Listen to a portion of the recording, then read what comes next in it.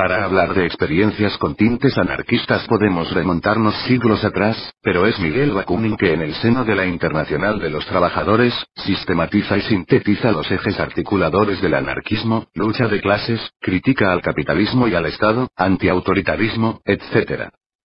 Bakunin empuñaría la tendencia conocida como colectivismo, que reivindica la propiedad social de los medios de producción y rechaza la plusvalía, pero sostiene que la retribución del trabajo individual debe ser proporcional al trabajo realizado.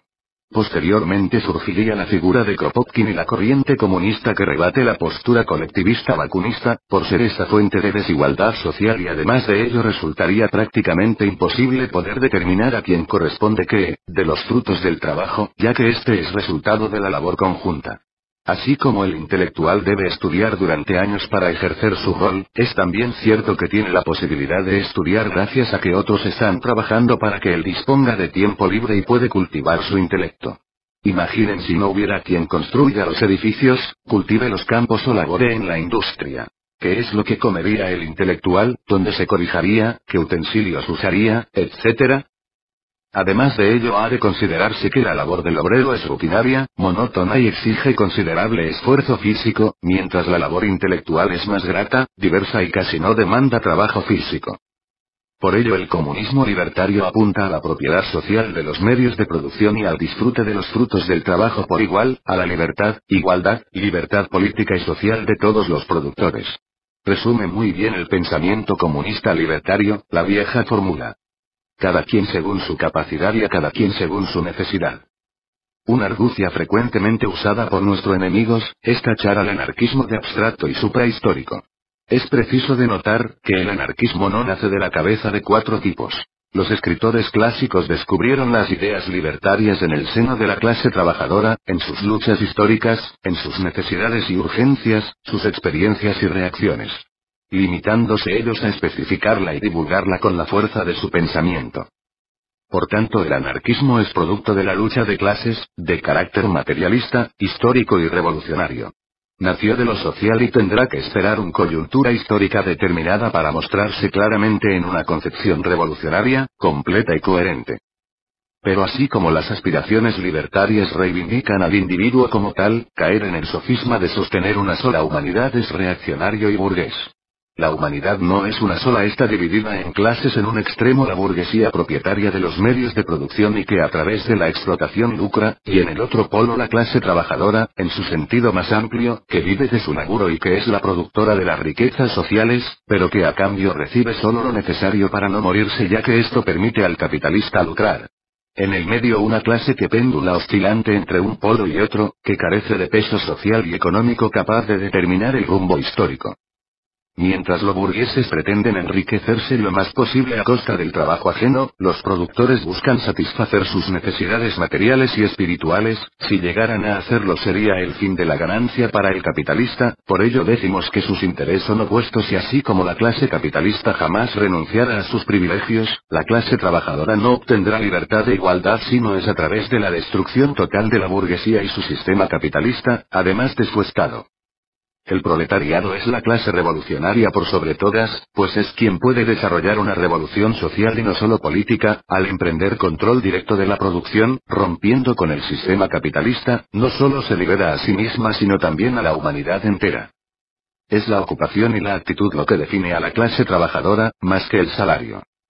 Privar al anarquismo de su carácter clasista, es hacer de este una mística de leones pacifistas, que neutralizan su carácter revolucionario, condenándolo al amorfismo, a un humanitarismo vago y abstracto. Curiosidad académica para la burguesía. Una sociedad en la cual se implementen la propiedad colectiva y los principios de igualdad, no es compatible con explotación y estructura jerárquica alguna, es necesariamente la negación de esta. Solo la destrucción completa de las bases de dominación y explotación permitirá una revolución social, de lo contrario una casta burocrática que usurpe la voluntad de los trabajadores condenará inexorablemente a la desigualdad y opresión a esa sociedad. Los bolcheviques gritan dictadura del proletariado, como fase esencial para defender la revolución y desarrollar la economía. Una pandilla de monos sabios insisten en saber qué es lo que le conviene a la clase trabajadora. ¿Acaso no es esto un atropello? Considerar a los trabajadores como inválidos mentales, incapaces de administrar sus propias vidas. La división entre los que trabajan y los que administran este trabajo, es la fuente del burocratismo, de la desigualdad, de la explotación, de la coerción. Es menester ganar y conservar el control de la producción en manos de los directos interesados, ello es el total reemplazo de la autoridad. Aboliendo los privilegios de las minorías que explotan y dirigen, siendo el cuerpo completo de los trabajadores, la asamblea, el que controle, organice y realice su propia administración, auténtica democracia, libertad en igualdad económica, disponiendo según las necesidades de la revolución, del interés social. De este modo el control obrero debe ser la abolición de todo poder ejercido por una minoría, de toda manifestación del Estado. No puede seguir siendo cuestión de una clase dominando y guiando, sino más bien de manejo y administración, en la arena política tanto como en la económica, por las organizaciones de masas económicas, de las comunas, del pueblo en armas. Es el poder directo del pueblo, no del Estado. Mientras se mantengan los principios de explotación y coacción, la esclavitud pervivirá, así como un órgano canceroso debe ser extirpado radicalmente aunque tenga una sola célula cancerosa que puede diseminar la enfermedad. De igual forma, el absurdo de transitoriedad de cualquier tipo de Estado es la garantía de la muerte de la revolución.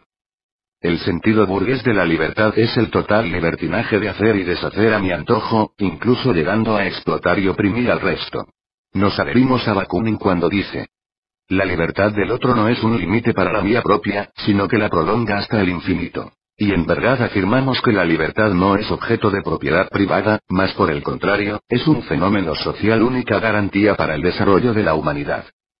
Esta no resulta de una abstracción, sino de un proceso dialéctico en los que libertad e igualdad son una unidad indivisible. Solo el establecimiento de relaciones igualitarias entre individuos puede asegurar una auténtica libertad. Y solo la gestión directa de nuestros recursos puede asegurar igualdad. La revolución es el momento en el que la nueva sociedad nace, destruyendo la estructura de la vieja. Capitalismo, Estado e ideologías burguesas. Así la revolución es un pasaje entre dos mundos, posible bajo ciertas condiciones objetivas.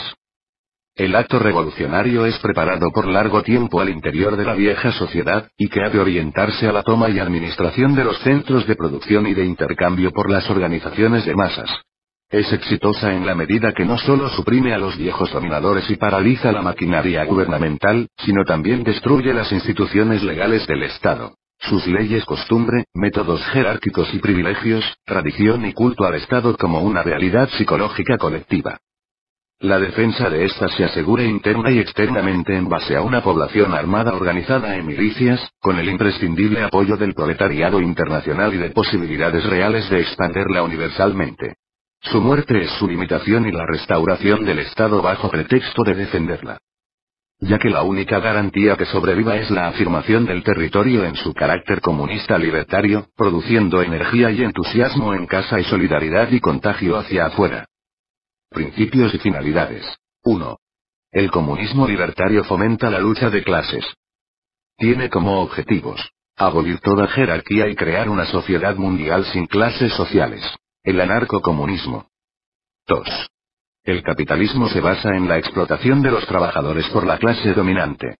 Sin embargo, la desigualdad y la explotación también se expresan en términos de raza, género, sexualidad, sanidad, aptitud y edad.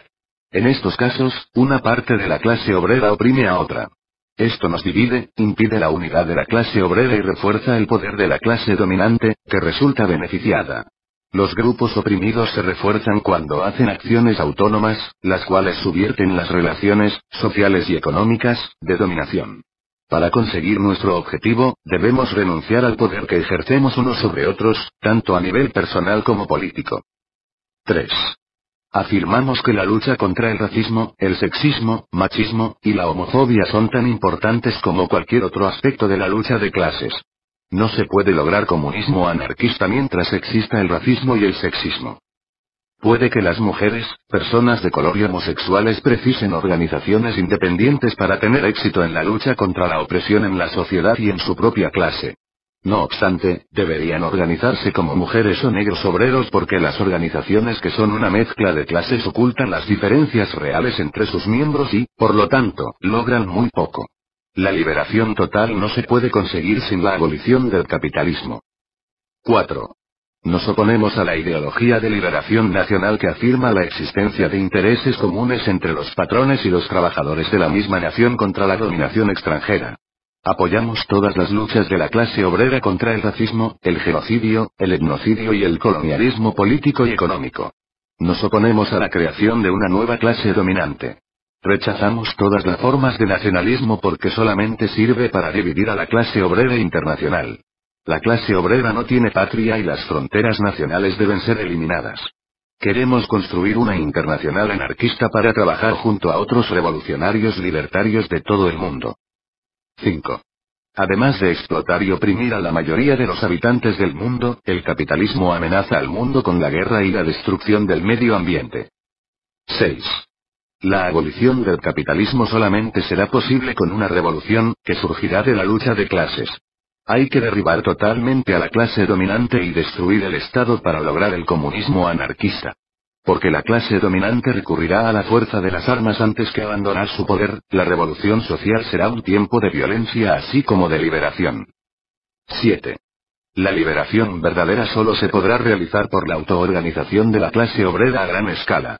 La sociedad anarcocomunista exige, más que la cooperación entre iguales, la participación activa en el proceso de formar y crear la sociedad durante y después de la revolución social. Durante la lucha revolucionaria, la gente necesitará crear sus propias organizaciones revolucionarias, controladas por cada uno de sus miembros. Estas organizaciones serán autónomas, no estarán controlados por partidos políticos.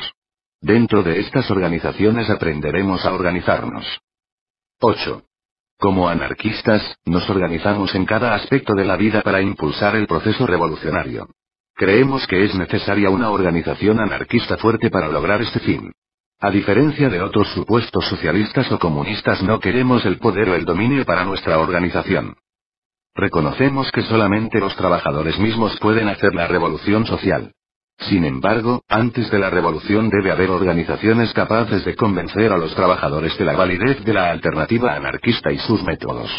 Participamos en las luchas como anarquista-comunistas y nos organizamos de forma federativa. Rechazamos el sectarismo y luchamos por un movimiento anarquista unido.